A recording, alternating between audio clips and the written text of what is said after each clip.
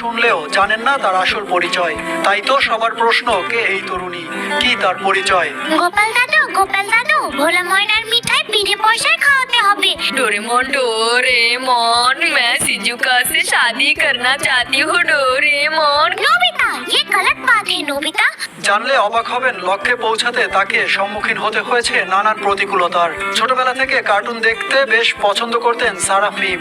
ইচ্ছা করতো তাদের জগতে গিয়ে তাদের সাথে বন্ধুত্ব করতে ও ঘুরে বেড়াতে। কার্টুন দেখে হঠাৎ একদিন লক্ষ্য করেন তিনি নকল করতে পারছেন বাংলার জনপ্রিয় কার্টুন চরিত্র মিনাকে।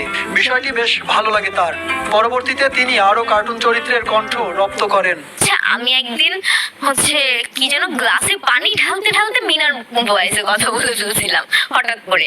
তো আমার ছোট একটা ভাগ্নি আছে, আমার বড় বোনের মেয়ে। তো ও পিছন থেকে আবার আমাকে ডাক দিয়ে বলছে, এই তুমি কি বললা খালামণি, তুমি কি জানো এটা মিনার মতো? দেন আমিও যখন মিনা কার্টুন আবার অন করে ট্রাই করি